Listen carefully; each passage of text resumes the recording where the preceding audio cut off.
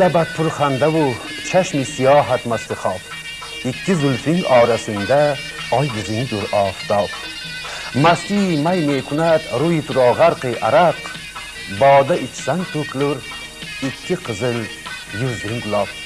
Assalomu alaykum. Assalomu alaykum muxlisoni barnoma adabiy musiqiy Shomi Samarqand. Mana in begoh dar in begohi purfayz ما باز مهمان خاندان شماریم. مردم سربلند سمرقند ما خیلی هم خرسند و شادیم که من امروز درباره تاریخ، مدنیت، عرف عادت و سنت یکی از خلق‌های بای، خلقی که همیشه در پهلوی دیگر ملت‌های دیگر سمرقند یکجای زندگی کرده، اهلانه، دوستانه عمر به سر میبرند. درباره ایرانی‌ها همراه شمایان نوارهای تهیه کرده‌مان را تماشا میکنیم. Demak, Shahlo, bugungi ko'rsatuvimizni ikki tilda, ya'ni tojik va o'zbek tillarida olib boramiz.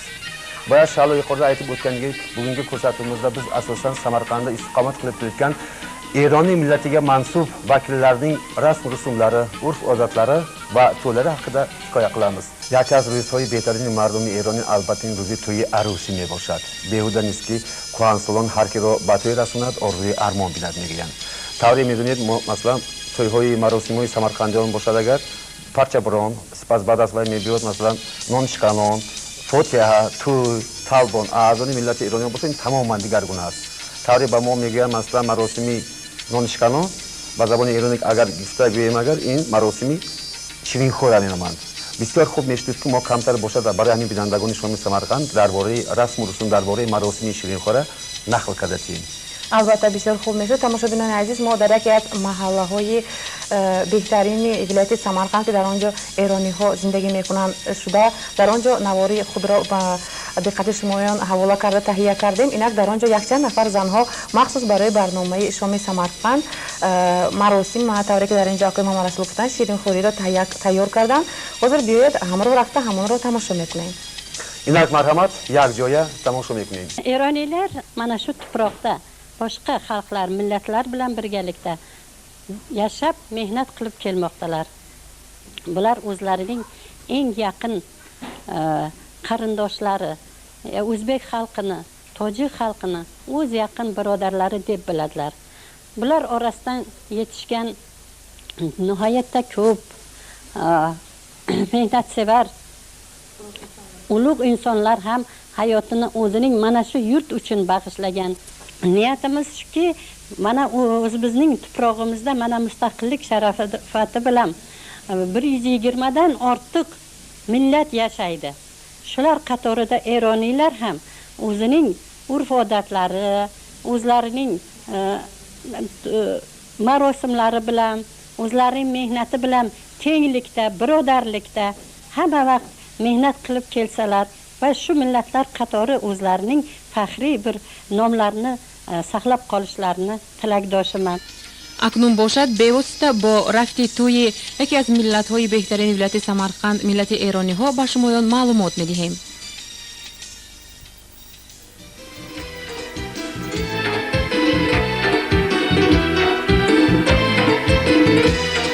اکنون مراسم شیرین‌خوری ایرانی ها را تماشا کنید.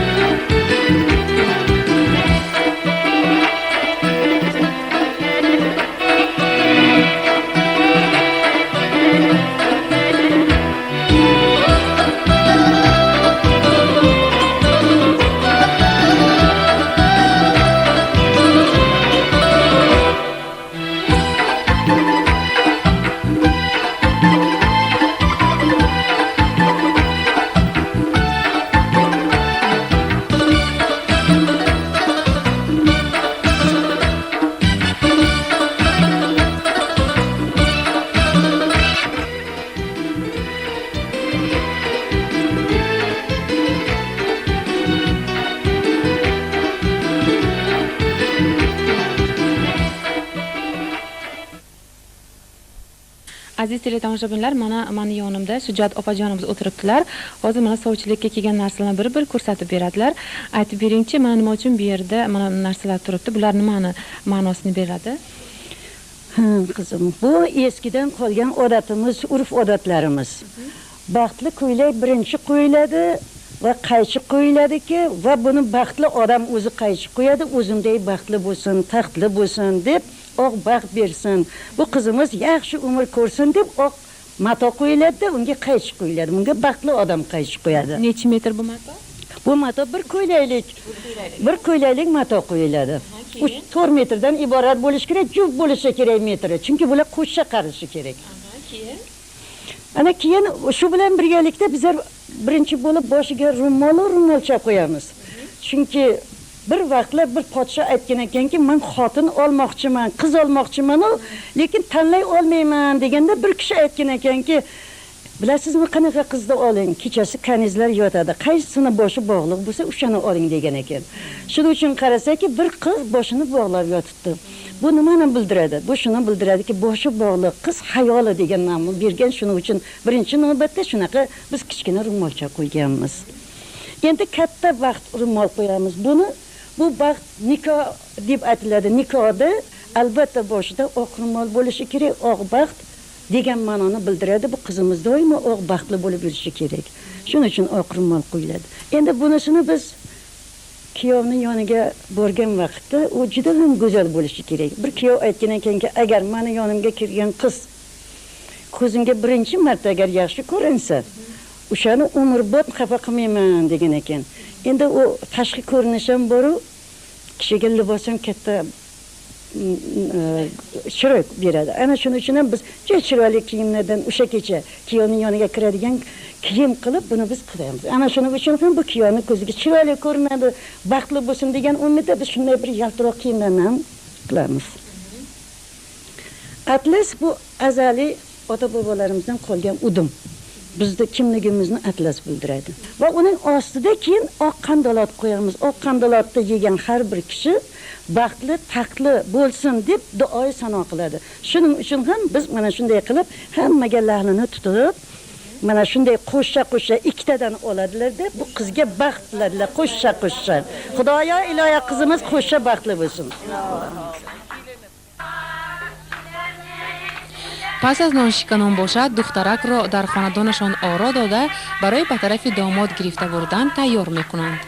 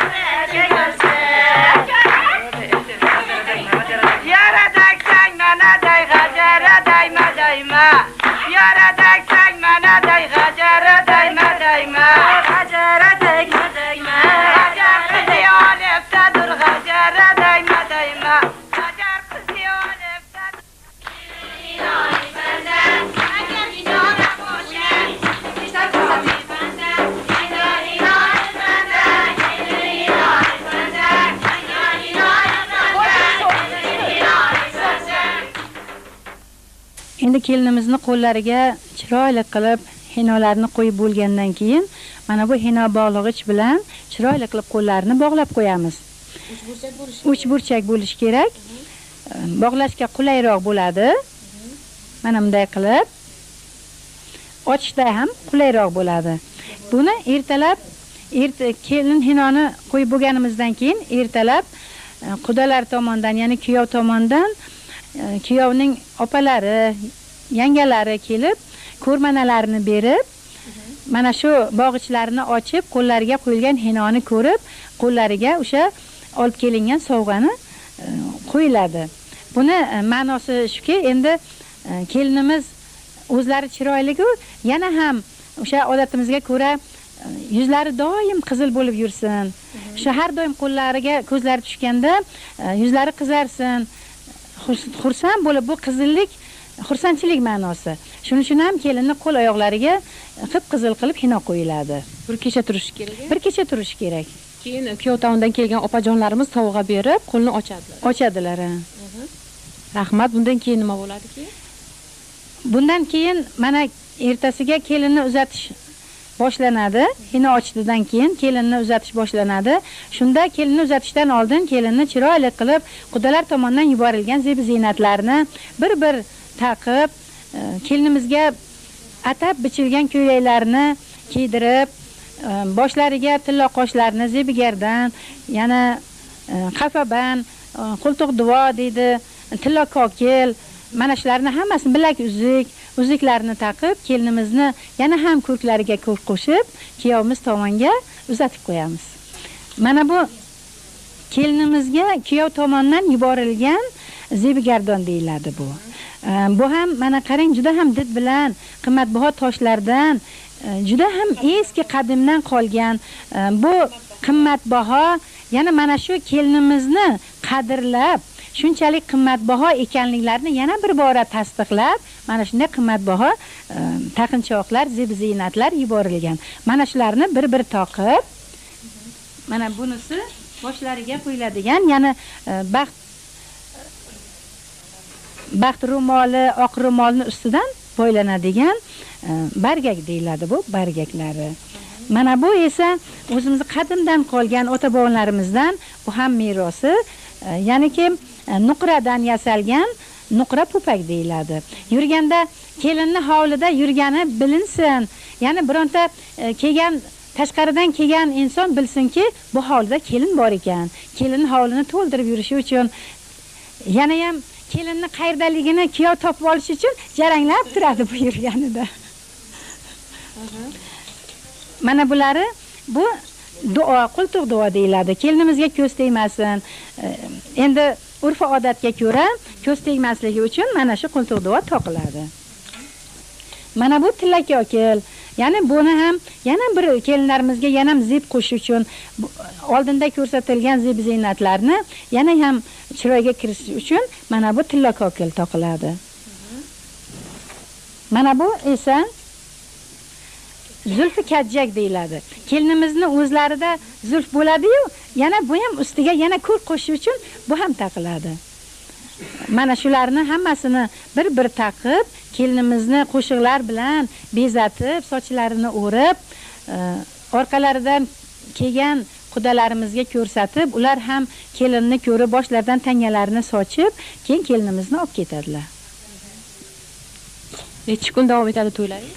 To'ylarimiz bir kun qizning uyi xonadonida bo'ladigan hinabandon, ertasiga kuyovnikida bo'ladi, kelin keldi bo'ladi. Ya'ni hinabandon qizning uyida bo'ladi. Uyida bo'ladigan hinabandon bo'ladi. Ya'ni kelinning qo'liga hino qo'yish. Boya biz qizimizning qo'llarida shirinliklar qo'ydik. Buni ma'nosi shuki, ulardan keyin ham bu yetib qolgan qizlarimizni baxtlari ochilib, agar qaysi biri oldin olsa, shu qizdan keyin shu qiz to'y bo'ladi degan ma'noni bildirgan. Shuning uchun qizlarimiz tortinib, uyalib olishga mana shunday men ham to'y bo'lib, ba'zilari darrov to'y bo'lishni xohlamaganlar uchun keyinroq kirib oladilar. Endi marosimimiz shunaqa chiroyli, hammaga manzur bo'ladi deb o'ylaymiz. Bundan keyingi o'tadigan to'ylarimiz ham mana shu ko'rsatilgan udumlarimizdan ba'zi bir qizlarimiz balkim xohlab qolarlarmi shunaqa to'ylarimizni degan niyatdamiz. Qurban olim o'zina, mana diyan so'zina, habida mera, Moskvicha men maram, zim mashina gelmasa, man uğlana gitmiram, man uğlana gitmiram, inmerim, zim mashina gelmasa.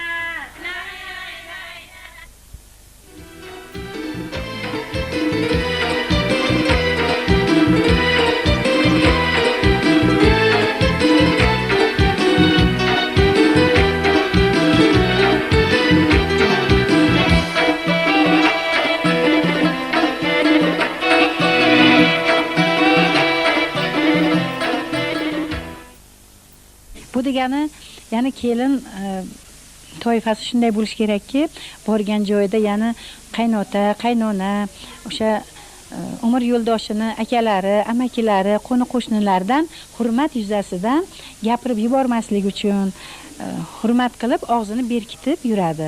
Toinkim ular o'zlarini ko'nglaridan chiqarib, bir savg'o salomlarini berib, ya'ni bu ko'rmana o'rnida ro'molcha bilan berkitilib yuriladi. Qancha toinkim? 1 yilmi? Katta qaynotalar bo'lsa, agar bolalar, katta bolalar bo'lsa, katta onalar bo'lsa 1 yilgacha. Qolganlaridan 1 oy, 15 kun, 20 kun mana shunday og'izlar berkitilib yuriladi.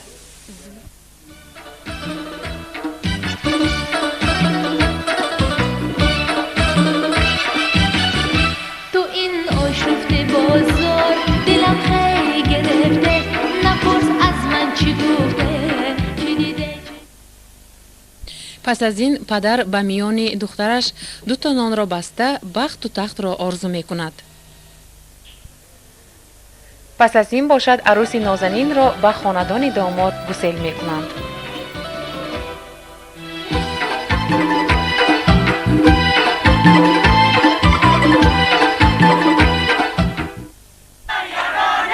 Yangamning qalab boshi yor yor yorone Ko'katlarim domiydi yor yor yorone Ko'katlarim domiydi yor yor yorone Samarqandning jutlari yor yor yorone yor yor yorone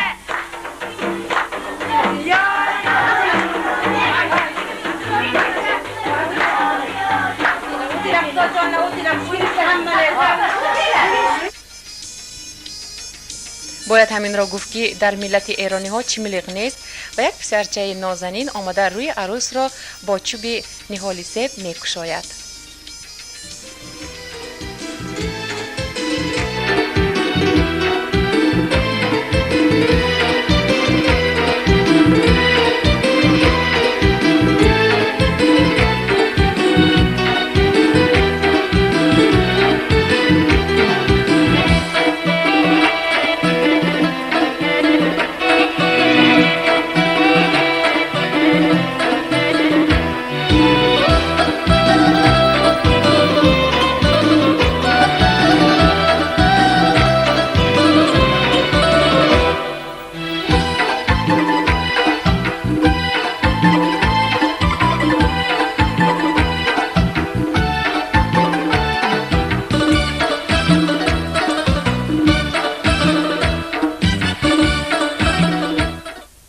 Kuyovni og'izlarini yopib turganlaridan maqsad shuki, bu yerdagi qudalardan, ya'ni kelin bilan kelgan qudalardan o'zlarini, ya'ni hayolik, ibolik, kuyov ekanliklarini bildirish ma'nosida og'izlarini berkitib turibdilar. Qo'llariga nima bog'ladilar bular? Bu kishi o'ng qo'llarini, kuyovni chap qo'llari, kelinni o'ng qo'llari bilan, ya'ni kuyov ko'rmanasini berdilar kelinni qo'lba-qo'l qilib har doim umrlaringizni boricha bir-birlaringizga suyanchiq, baqbat bo'lib ayrilmaydigan bo'lib yurish uchun ikkovlarini qo'llarini bir-birlariga ushlab turib savg'olarini berdilar. Boshlarida Qur'onni, ya'ni Hazrati Yusuf surasini ochishdan maqsad Yusuf va Zulayxodek mehr muhabbatlik bo'lsinlar degan maqsadda mana shu Qur'oni Karim shularga yor bo'lsin, oqibatlik bo'lsin, iymonlik, e'tiqodlik bo'lsin degan maqsadda boshlarida Hazrati Yusuf suralari ochiladi. البته در آخری مراسم مولای کلان آمده به هر دوی جوان به حیات آیندهشان بخت و تخت را آرزو می کنند.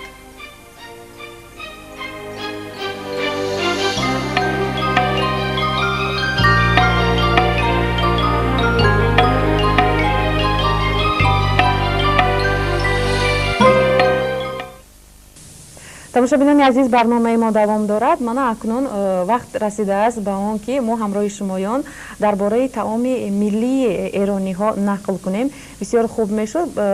Эрониҳо яке аз миллатҳое мебошанд ки бисёр таомҳои хушхӯр ва болаззат доранд ва якчанд намуди таомҳоро ҳамроҳи акои Мамарасул мана мо рафта ба навор гирифтем ва таҳия кардем. Бисёр хуб мешуд дар бораи масалан ба ман аз онҳо тухмбаракаш мақул ҳамонро ба навор гирифта таҳия кунем. Ба шумо шахсан менга эса мош баланд so'g'in qaysi ovqati kulba shula ma'qul. o'zim yoqtirgan taomlarim. اینطور باشد اگر کدامش رو اول نمایش میدهیم؟ Avval keling, o'sha moshqalarni pishirish jarayonini tinglab tomosha qilaylik birgalikda. So'g'in o'sha tuxum barakka o'tamiz. بسیار خوب میشد. مرحمت عزیزان، حاضر ما همراه اکای محمد رسول باز در مهمانی ایرانی ها میشین. اکنون باشد در آشخانه.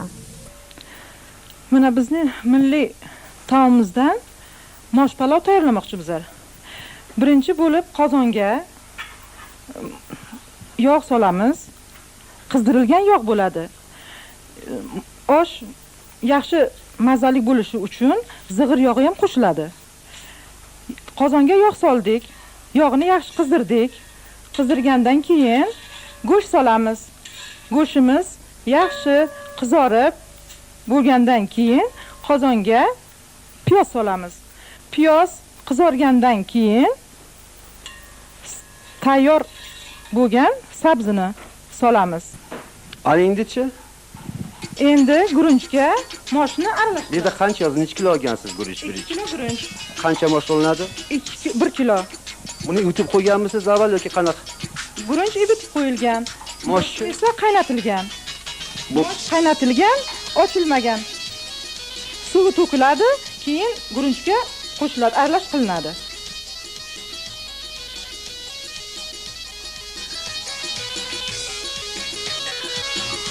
Mosh bilan guruchni yaxshi aralash qildik. Endi buni qozonga solamiz.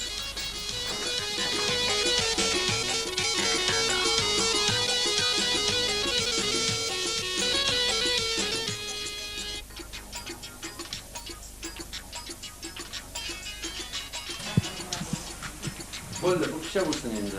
Salatga ketdik.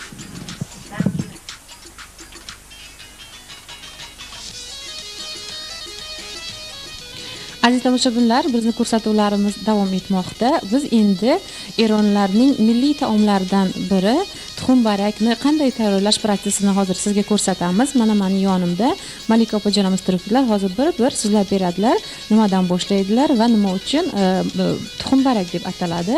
Nima uchun bunday deb ataladi? Tuxum barak eng xushta'm taom bo'lgani uchun tuxumda tayyorlanadi. Milliy taomlarimizdan juda mazali taom bo'lgani uchun bizning xalqlarimiz shu tuxum barakni ko'p iste'mol qiladilar. Sevib iste'mol qiladilar. Hozir men tuxum barak tayyorlashni aytib beraman. Bunga 500 gram un, 500 gram un solamiz. Keyin yarim qoshiq tuz solib, sutda xamir qoraymiz. 1 stakan sut, 500 gram un, yarim qoshiq tuz kerak bo'ladi. Kattaroqgina xamir tayyorlab qo'yamiz. Xamirimiz ham tayyor bo'ldi. Bu xamirni bir 15 minut tindirib qo'yamiz. Sochiqga yopib tindirib qo'yamiz. Xamirimiz tayyor bo'lgancha piyozni to'g'rab qovuramiz. Sizga kim yordam beryapti? Menga Halim opam yordam beryaptilar tuxum barak tayyorlashda.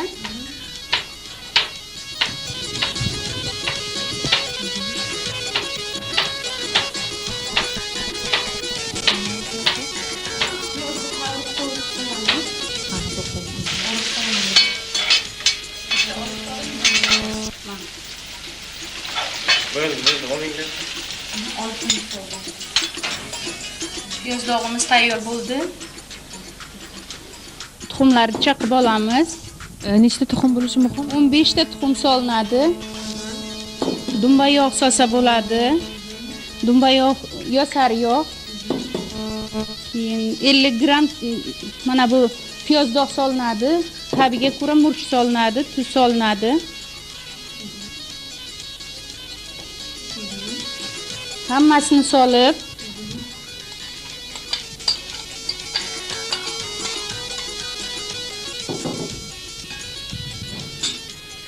tabiga ko'ra murch solinadi.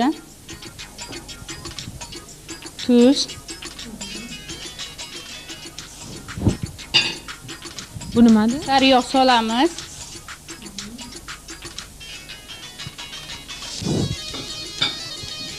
Shu qiymani yaxshilab elaymiz. aralash qilamiz.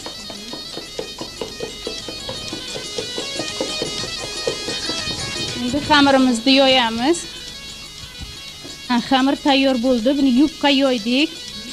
Endi buni 5 ga 5, 6 ga 6 kvadrat qilib kesamiz.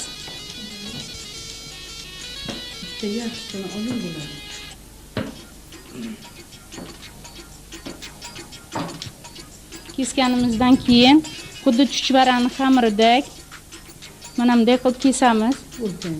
Bir tayyor yupqa yoyilgan xamirimizni 5 ga 5, 6 ga 6 qilib mana shunday qilib kesamiz. Kesgandan keyin mana xamirlarimizni tayyorlab qo'ydik. Ketlarini birlashtiramiz.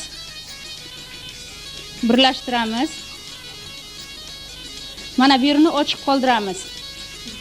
Bu xamir xaltacha deb ataladi. Mana shu tayyorlangan xamir xaltachaga bir qoshiqdan qiymasidan solib, qaynab turgan suvda qaynatib olamiz.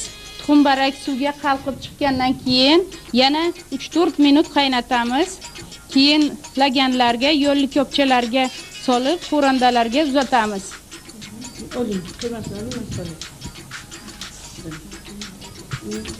Mana qiymasini oldik.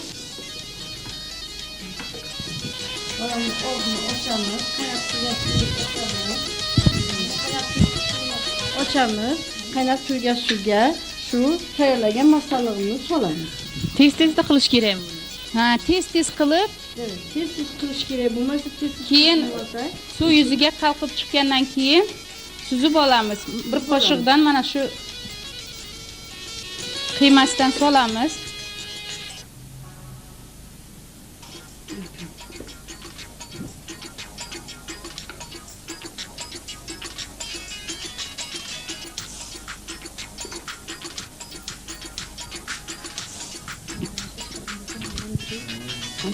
Qaynab yuzga chiqqandan keyin yana 4-5 minut qaynatamiz.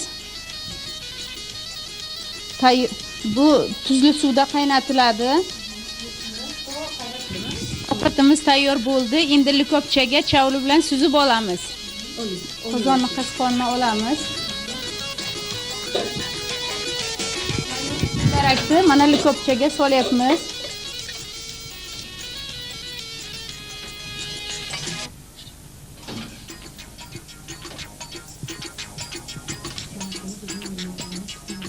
Eronning milliy taomimiz tayyor bo'ldi.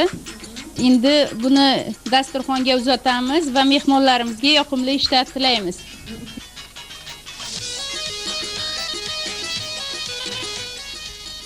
тамошобинони азиз, акнун бошад маросими гаҳворабандонро ба диққататон ҳавола мекунем.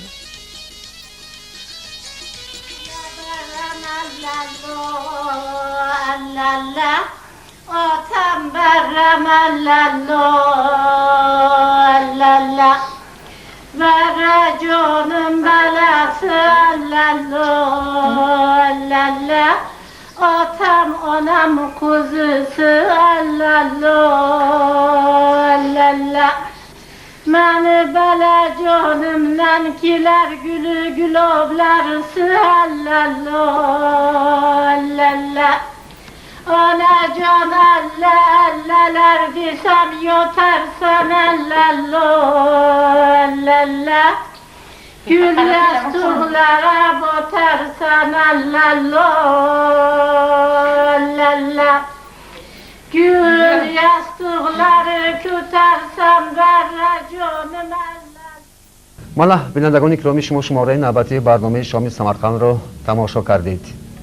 дар тӯли чанд дақиқа албатта тамошобинон азиз мо ҳаракат кардем ки дар бораи таърих, урфу одат, маросим ва умуман зиндагии эрониҳо, яке аз миллатҳое ки бисёр ҳам урфу одатҳои хуб доранд, ба диққати шумоён ҳадалимкон наворҳои аҷоиб ва ҷолибидиққатро таҳия карда ҳавола созем. خیر شاد و پیروز باشید. хайр азизон, то ҳафтаи омада истода. خدا حافظ.